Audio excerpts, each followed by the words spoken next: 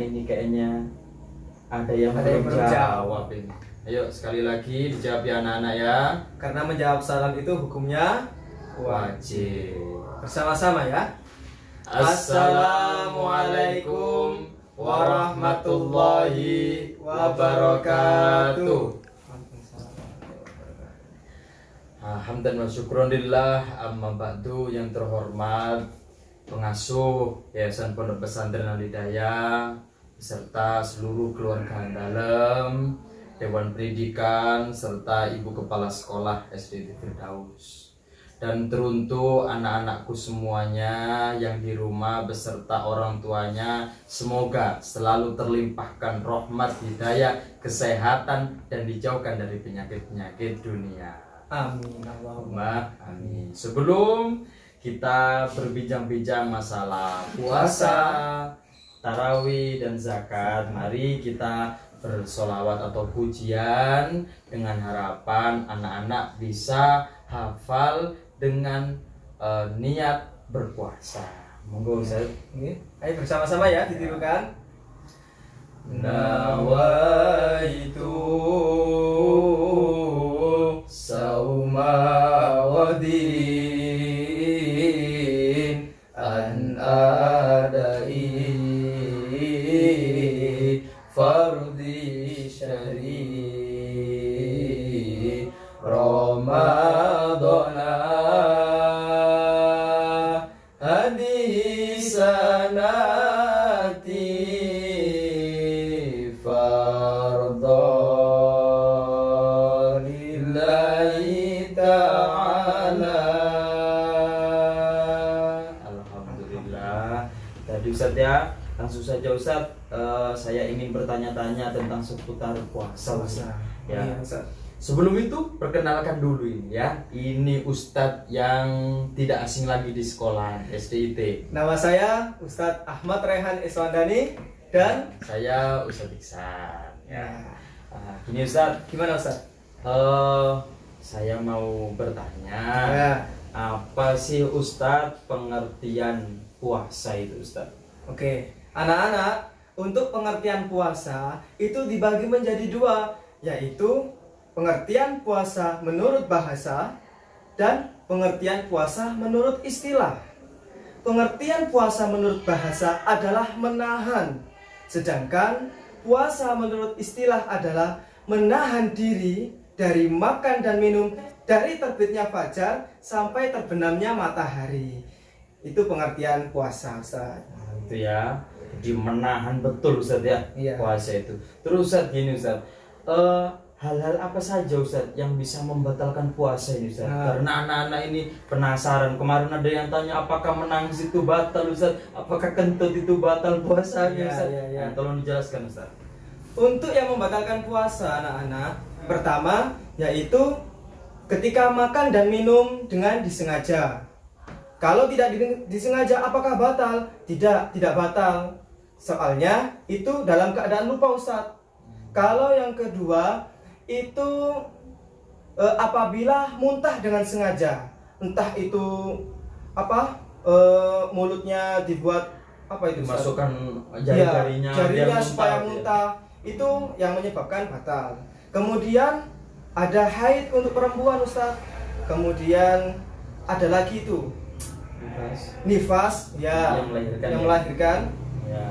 Lalu ada yang bilang juga Ustaz kayak gini, apakah kalau disuntik itu batal Ustaz? Kalau disuntik anak-anak itu tidak batal, soalnya cairan itu masuk ke dalam kulit kita, bukan masuk melalui 9 lubang dalam tubuh kita Ustaz, seperti telinga, mulut, hidung. Nah, kalau ada sesuatu yang masuk dalam situ, itu yang batal. Kalau disuntik itu tidak batal, karena tidak melalui 9 lubang dalam tubuh kita. Itu Ustaz. Itu ya, terima kasih Ustaz.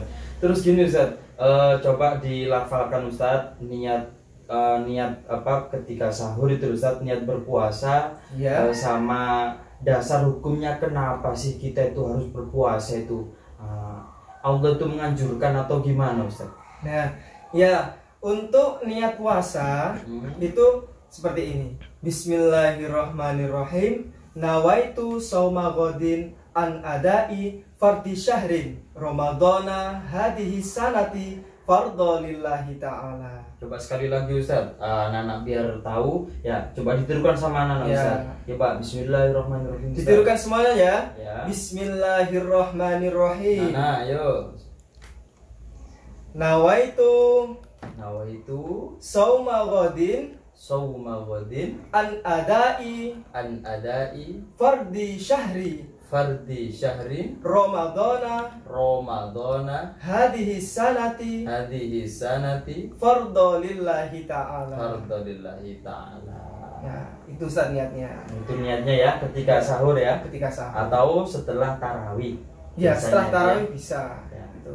Untuk apa ya, Ustaz? Dasar hukumnya tadi Ustaz, dalilnya tentang berpuasa. Oh iya, dasar hukumnya yaitu ada di surat Al-Baqarah ayat 183 Ustaz. Yang mana bunyinya adalah Bismillahirrahmanirrahim. Ya ayyuhalladzina amanu kutiba alaikumusiyam kama kutiba alal ladzina min qablikum la'allakum tattaqun.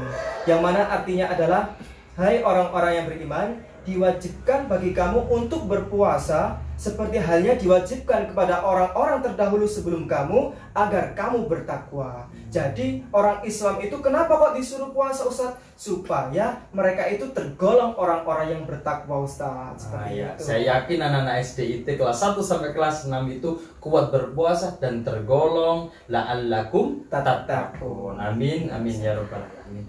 Terus Ustaz, apa saja Ustadz sunnah-sunnah berpuasa ini Ustadz? Nah, sunnah-sunnah berpuasa anak-anak itu yang pertama yaitu sahur di akhir waktu, ya.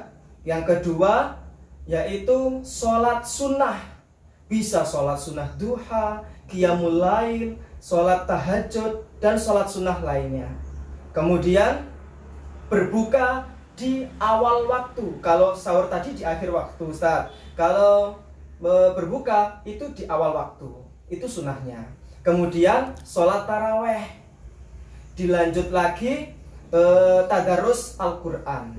Itu Ustaz. Dan jangan lupa pada saat bulan Ramadan kita itu disunahkan untuk hablum minan nas Ustaz. Dalam artian itu berbuat baik kepada sesama manusia. Kayak bersedekah itu Iya, Ustaz, ya? bersedekah gitu. Masih berbuka atau takjil itu Iya. Ustaz. Oh iya, makasih Ustaz. Ini ngomong-ngomong tadi ada kata-kata tarawih nih Ustaz. Iya. Tarawih, sholat sunnah tarawih ini coba Ustaz, anak-anak biar ngerti, biar tahu, biar paham niat sholat tarawih atau hal-hal tentang sholat tarawih Ustaz. Bisa dijelaskan Ustaz sholat tarawih mulai dari niatnya dulu, bilangannya, rakaatnya berapa dan lain sebagainya. Anak-anak, sholat tarawih adalah sholat sunnah ya. Sholat sunnah yang hanya dilakukan pada bulan Ramadan ya, dan itu pun dilakukan oleh Nabi Muhammad SAW. Adapun niatnya adalah Bismillahirrahmanirrahim, usolli sunnatat tarwihi rok'ataini lillahi ta'ala. Kalau kamu makmum ya berarti makmuman lillahi ta'ala. Kalau imam berarti imaman lillahi ta'ala. Iya. Itu ya. Ustadz, kira-kira ini Ustadz, untuk bilangan sholat sunnah tarawih itu bagaimana Ustadz? Pada zamannya Nabi Muhammad SAW, pada saat bulan Ramadan Nabi Muhammad itu pernah sholat Ustadz. Sholat tarawih itu ada 8 rakaat 4 salaman dan ada 20 rakaat 10 salaman. Jadi pada saat Nabi Muhammad itu sholat 8 rakaat, beliau melanjutkan lagi di rumah sisanya. Berarti ini menunjukkan bahwa sholat tarawih itu adalah sholat sunnah anak-anak, bukan diwajibkan. Itu sholat sunnah. Ya, apapun bilangannya ya anak-anak, baik 8, baik 20. Yang penting tarawih. Yang salah itu yang tidak tarawih. Nanti ditambah saja, ditambah sholat sunnah witir 3 rakaat. Gimana niatnya Ustaz? Bismillahirrahmanirrahim, usolli sunnatan witri rakaataini lillahi ta'ala. Atau makmuman Ustaz ya. Ditambah nanti usolli yang 1 rakaat itu biasanya. Yang 1 rakaat Bismillahirrahmanirrahim, usolli sunnatan witri rakaatan lillahi ta'ala. Rakaat Lillahi ta'ala itu ya. Jadi sholat sunnah tarawih nanti ditutup dengan sholat sunnah witir. Masya Allah, terima kasih Ustaz Rehan. Itu Ustaz, apa tadi kan Ustaz saja yang tanya, sekarang saya dong yang tanya kebalikannya ya. Apa Ustaz? Itu Ustaz, untuk masalah bab zakat sekarang kan pada saat bulan Ramadan umat Islam itu kan diwajibkan untuk zakat ya bagi yang mampu. Lah, pengertiannya itu apa sih Ustaz zakat itu Ustaz? Pengertian zakat anak-anakku yang dirahmati oleh Allah, zakat menurut bahasa adalah membersihkan. Membersihkan atau mensucikan.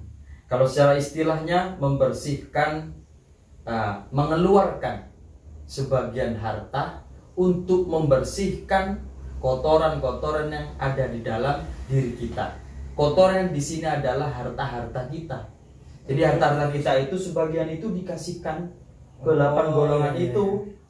Apa saja Ustaz itu 8 golongan yang dimaksudkan itu? 8 golongan yang berhak menerima zakat itu, yang pertama adalah fakir, miskin, amil, ibnu sabil, terus ghorimin, terus mu'allaf sama amil.